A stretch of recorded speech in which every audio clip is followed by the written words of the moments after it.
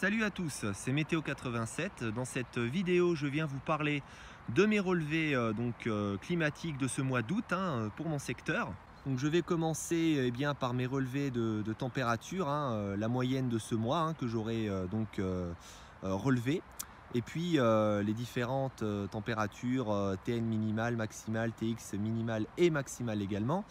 Alors pour cette première quinzaine, sachez que j'aurai eu une moyenne légèrement excédentaire de l'ordre de 0,6 degré. Donc au total une température moyenne de 20,8 degrés, la moyenne étant de 20,2 degrés pour un mois d'août.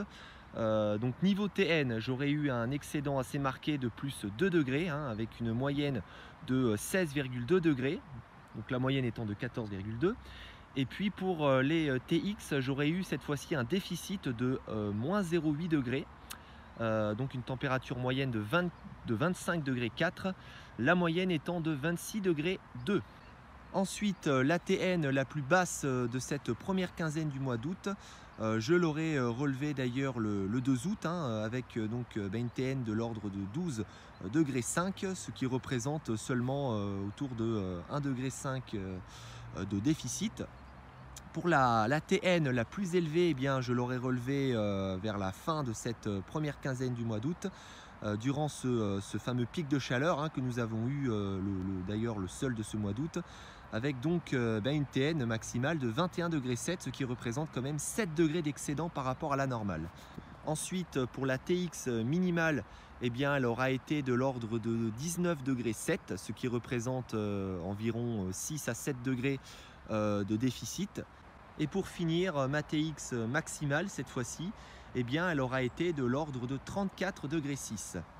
Maintenant, pour ce qui est de la deuxième quinzaine de ce mois d'août, sachez qu'elle aura été plus fraîche que la première quinzaine, puisque j'aurai relevé une température moyenne de 19,2 degrés.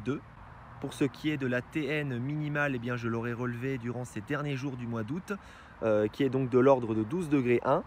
La TN maximale est de l'ordre de 18,4 degrés, ce qui me donne donc sur cette deuxième quinzaine une TN moyenne de l'ordre de plus 0,9 degrés, puisque ma température globale aura été donc de l'ordre de 15 degrés pour ces TN.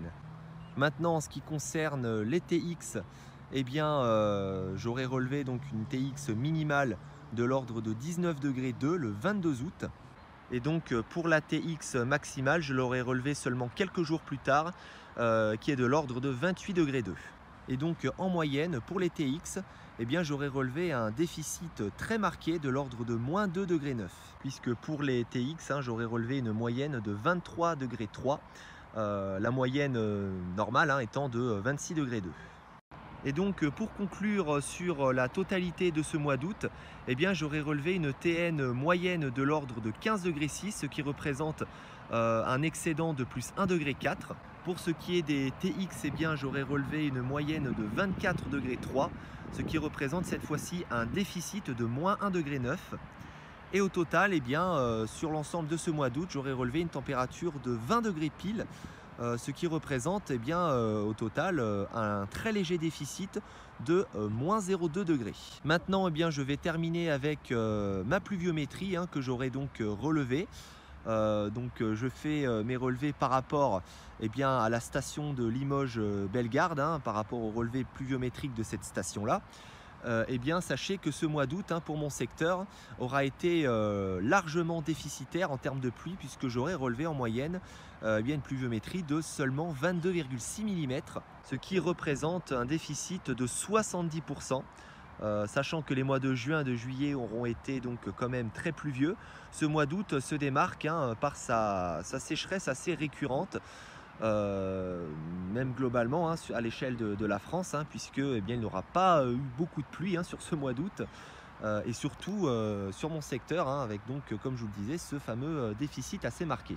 Et niveau événement climatique, je n'aurai absolument rien eu d'intéressant sur ce mois d'août, pas un seul orage à se mettre sous la dent. D'ailleurs, au final, une saison orageuse qui aura été très décevante pour mon secteur, ce qui heureusement n'est pas le cas au niveau national, puisqu'on aura eu un été quand même très intéressant au niveau orage, dégradation orageuse, qui auront quand même concerné pas mal de régions, mais pas la mienne. Voilà, donc sur ce, eh bien, j'en ai terminé avec ce bilan climatique de ce mois d'août. On se retrouve donc pour mon prochain bilan pour le mois de septembre. Sur ce, je vous souhaite à toutes et à tous une très bonne journée et on se retrouve dans une prochaine vidéo. Salut tout le monde!